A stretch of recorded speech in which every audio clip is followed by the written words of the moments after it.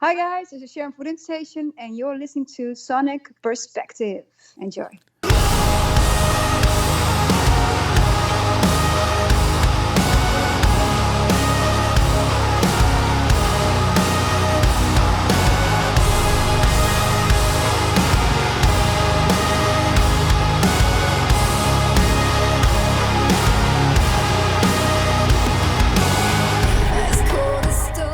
Hello everyone, it's Rodrigo here once again bringing you all the latest and greatest from the music world. Today I have the pleasure of catching up with Sharon from the band Within Temptation. Sharon, thanks for joining us today. No problem. Thanks for having me. I hope you and Robert and the rest of the band are doing okay, keeping busy, sane and healthy during this COVID-19 situation. Yeah, we've been busy with all kinds of things, private stuff like painting the house and stuff like that, but also focusing, of course, a bit more on the music. Now we have the time, of course. It Right. gave us the time to be focused on that as well. So that is something that we're very happy about, and at the same time, so you make the best out of a not so good situation. Absolutely, absolutely. That's the right mindset for sure. Yeah. And you have a new single that came out a few weeks ago called Entertain You. I love the lyrics that seem to address people who do not conform with the rules of modern day society, right? Yes. Mm. Yeah, it's especially when I'm at the time that we were writing this song, that was like last winter, November, I think, and we recorded it in February. The things that we see sometimes on the videos that go viral about people attacking other people, and somehow that's entertainment for a lot of people, and it's especially on people that they have taught from certain backgrounds, like like people who are gay are they're not okay, they're bad, or it's bad to be a certain way, or they dress strange, or they have a different kind of culture or religion, or a different skin color. And those kind of videos, it really sets me on fire, because it's like, okay, it's so easy to corner people because they're different and they're the not the majority but the minority, and so it just made us want to write this song. So that's what it's about. The Right. intolerance. This has been something of all times. I think Yeah. this was already 20 years, 100 years ago, the same thing, and Hmm. it will be in the future as well. But we need to keep on addressing it, I think, and it never gets old to talk about it, because it's still here. Yeah, yeah. Well, tell me about the video for the song if you can. It has a little bit of a freak circus kind of vibe to it, and I read comments that compared your look in the video to Harley Quinn. Well, I don't mind that one. I love Harley Quinn, so Yeah. no, I'm no. It's a bit, well. Everybody in the video, except for the boys, the twin boys who are in there, of course, in the video, and me, we're the only ones actually acting, and the rest is actually real people. It's like these are friends of the video director. He knows them because they also make stages for us on stage, and he has a whole group of artists that he are friends, and but it's also work for him. Mm. And he just asked a few of them, like, would you like to participate in this video? And they wanted to. So I'm really, yeah. So these are people that, of course, maybe they dress a little bit different, but this is their look in daily life. Right, right. I got a little bit of a Mexican influence as well, the Dia de los Muertos aesthetic as well. Is that fair to say?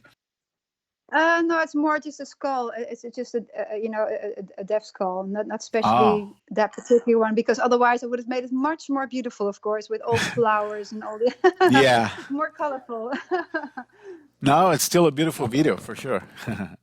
Yeah. Thank And you. by the way, I always love the care that you guys take with the videos, like Supernova, for example, The Reckoning, all of them, all the singles that you put out pretty much. It seems you guys put a lot of effort and a lot of thought on how to complement the songs with the videos, right? Yeah, it is important to our opinion. I think it's part of, you trying to visualize your own way of how you saw the song, more or less. Or, of course, there are many ways to explain a certain song, and you try to find the best way to explain it and give it justice also, in a way that it looks in a certain way that people will keep on looking, of course. Hmm.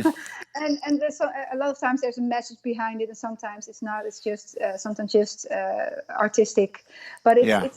yeah, we do put a lot of time in it, and we like doing that. Like our stage setup, we also like to do that. Like I put a lot of time in that as well, every tour. Hmm. And you guys get involved in all the scripts and everything for the videos, or do you leave it for the director, or? No, no. Most of the times we have a big say in it, or we already had the idea, and then sometimes you write it together. This one was well, the idea came from us, and the way he wanted to do it came from him.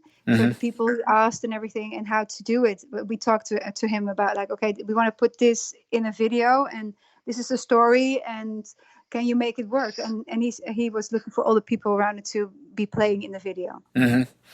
I understand. And what can you tell me about the choice of releasing Entertaining as a standalone song as opposed to saving it for an album? I mean, did you record more songs on the same session, or was it just a one-off type of thing, or? Well, we recorded two songs actually, Mm. and the other one is not going to be a single; it's more like a fan song. So it's going to be eventually on a record Hmm.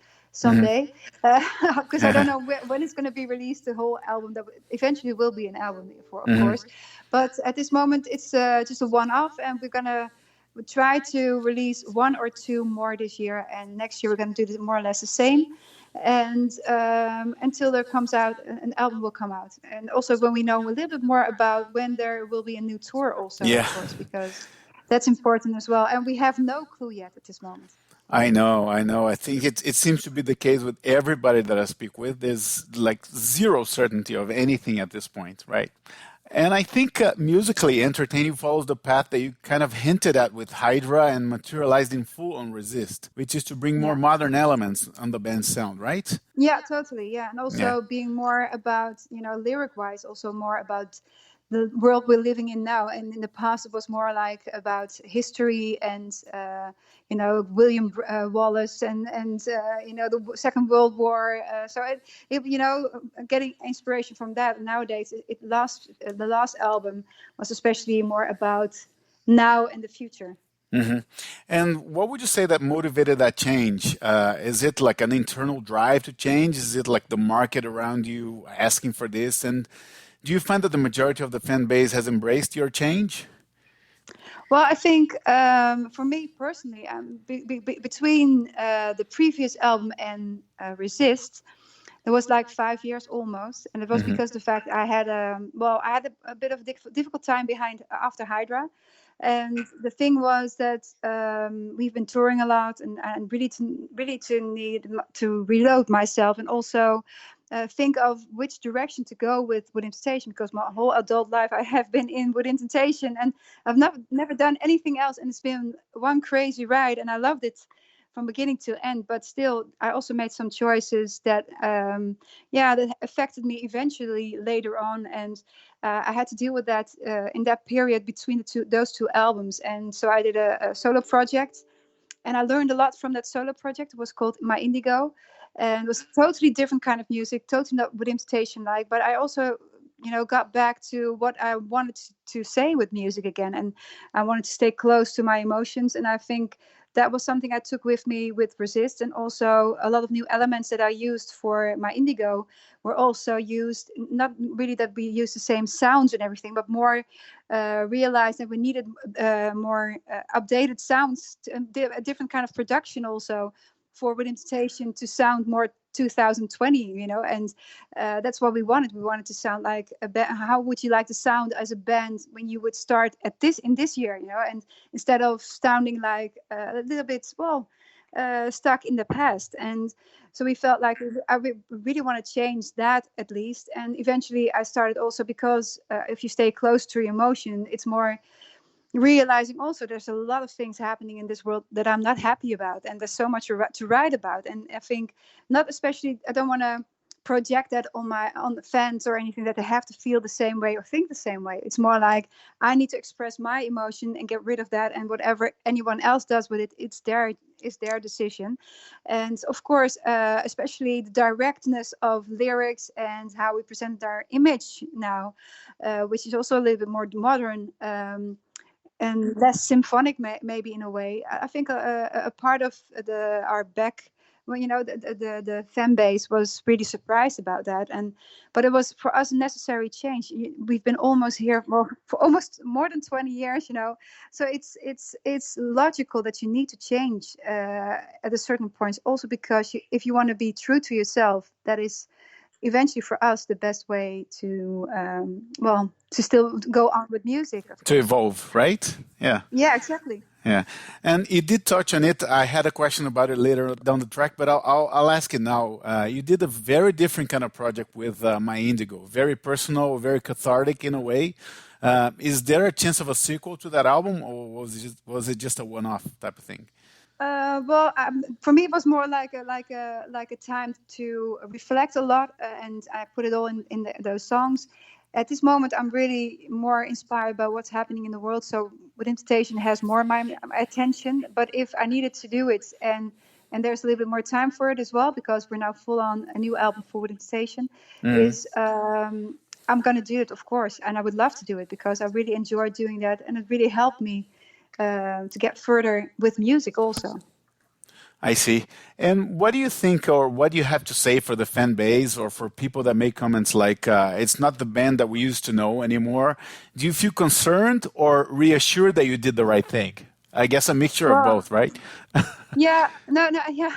Well, I'm sorry for those who don't like the band anymore or think that we have gone on a path that doesn't suit them. But yeah, I can't change our fans to change with us, and this journey that we're on in staying closer, true to ourselves, that's the most important thing. And I'm happy to see there's also a lot of new people that never knew about With Invitation or suddenly starting to discover, like, wow, I've got even 7 albums to still catch up on.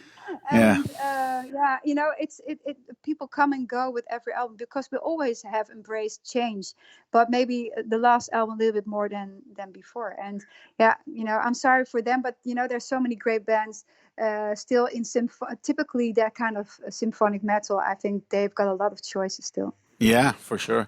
And I never had a chance to see you guys live on the Resist tour, but how does the old material fit in with the new one on a live setting?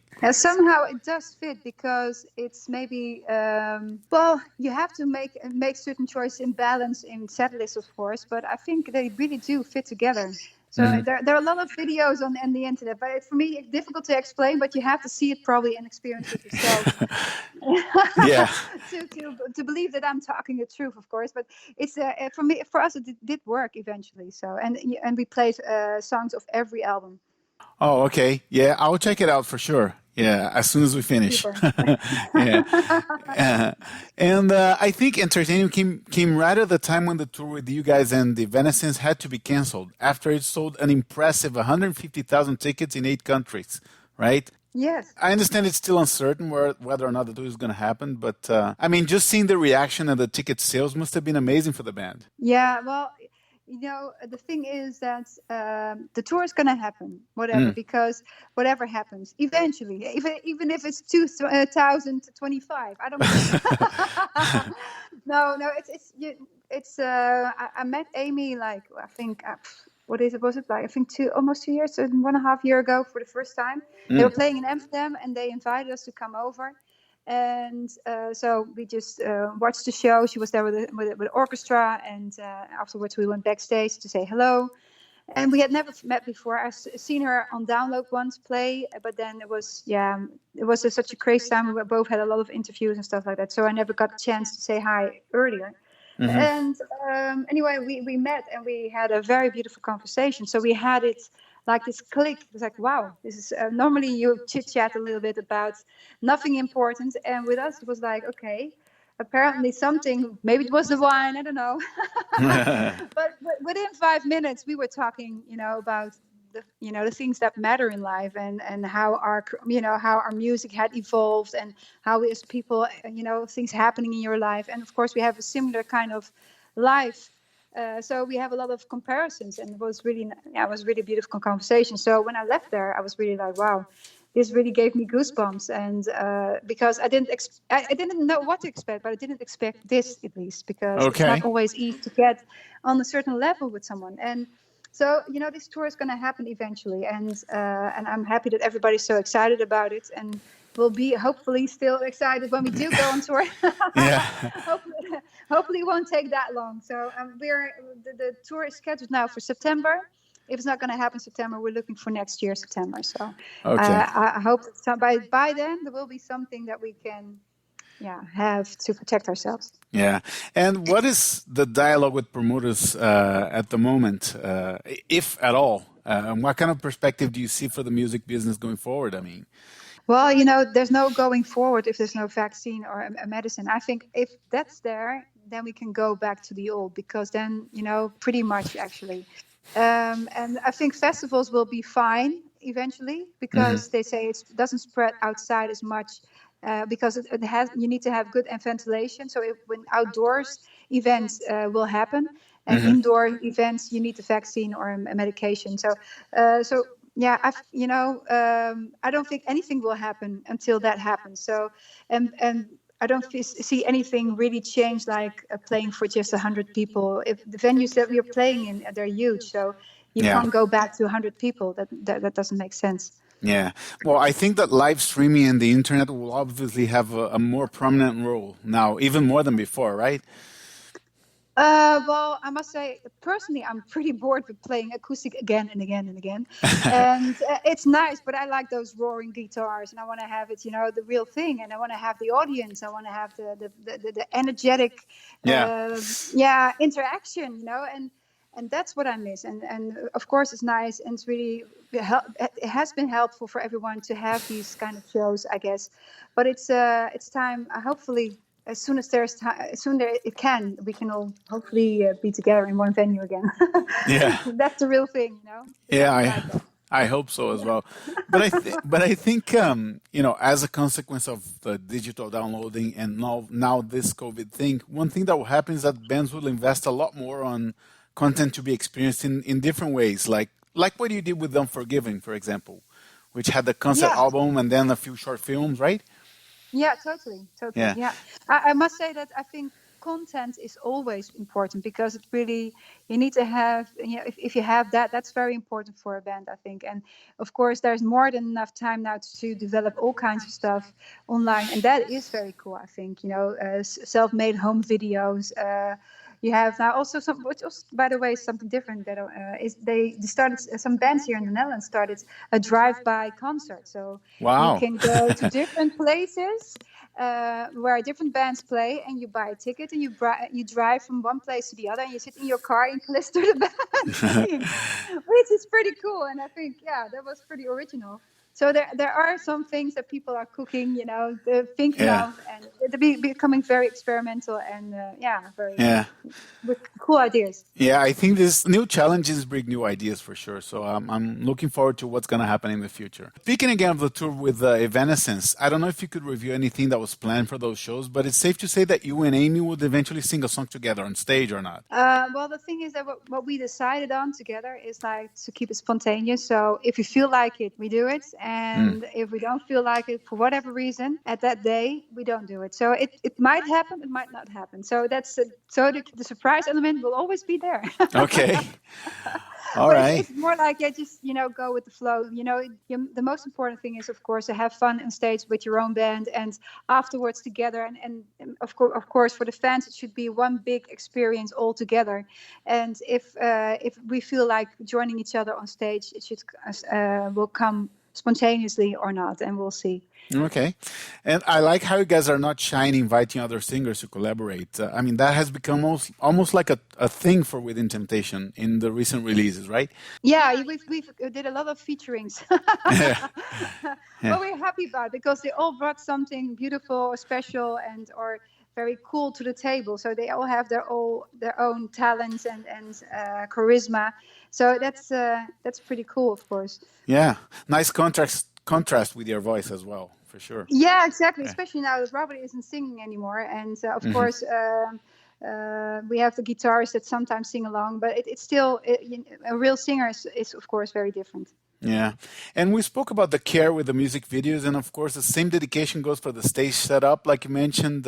And I read that you also designed the stage clothes that you use, all right, as well? Yeah, well, I I'm doing the styling, and I let it be made by a designer. I work with a Dutch designer who has his own, of course, artistic way to express himself. And so I got in contact with him. His name is Jan Bulo, and he does all the clothes for us the last time. Well, how many years? 7 years, maybe 10 years? I don't know. Time goes so fast lately. So it's, but for many years already. And we just have a really good relationship together. And what I do is I have my ideas, I send it to him. And he says, yeah, but if I would do what you want, I would do it like this and this. And we just go back and forward. And that's nice. And the guys are mainly dressed by him. And the clothes that I wear is, I'm very much involved with that. I'm coming with the ideas. Not just your clothes, the whole band as well. Yeah, the whole band. Well, the rest of the band has more of his hand, because he also has a certain idea about how the guy should look, and I like it also and there's a little bit more input from his side, and on my side, it's a little bit more of my own. Okay. I'm curious if anybody can actually buy those clothes on the website, particularly yours. I mean, I saw the one of the DVDs where you had so many custom changes. which video was that? It was a Black Symphony, is it? I forgot the name. Oh, Black Symphony. Yeah. Well, that was with a different designer, and also with him, I was sitting together to make those designs. But that was Prince Charming from Amsterdam, and so I've worked with so many people throughout the years, and a lot of things I buy myself, especially the Black Symphony show. I bought a lot of stuff, also a dress in America in a vintage shop. And so sometimes I buy stuff, sometimes I let it be made, and sometimes I work with a designer. And if you can't find it, you have to make it yourself, of course. And so going back to the band, you did a live show on Instagram not too long ago, right? Are you planning more? Can we expect more of that to be done anytime soon? Yes, we did record something for radio stations, so they can play it, and so that's something we are trying to do to have more content for radio as for other platforms. And that's good, I think. I think I can advise that to any band, to do that, because it does really work and help you to get more attention for the songs that you're releasing, of course. Mm-hmm. So we're going to do that, but more the stay-at-home kind of concerts. I think we've done that now, and we did some broadcasts also from old shows from last year, but also the Black Symphony was on there. So we try to think of new things every time, and everybody's getting more creative as we speak. So, yeah. In terms of the new album, how far ahead are you with the compositions? How many songs do you have already? Any idea? Well, we wrote a lot of demos, and we have to work them out before to know how many songs we actually have that we can use. I'm pretty sure of 3 of them. But it's more like you want to also release them in a certain order, like, okay, we've done now a single, now we want to have a fan release, then we want to have a real single again with radio promotion and a video again. So we have to figure that out, because it's for us a little bit, because we have never released music that wasn't already on an album mm-hmm. or recorded on a printed CD or an album. So it was like, okay, then this is for us really trying to figure out how to do this. So we're very unsure to have, immediately like, oh, we're going to do it like this or that. We're just trying to find our way while we're doing it. And so at this moment, we have a few demos, and we're going to start working on new material after this release of Entertain You.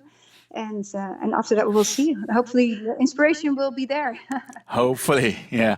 Last question for me. What's it like to have your husband in the band? Is it challenging at times, or is it something you cherish, or?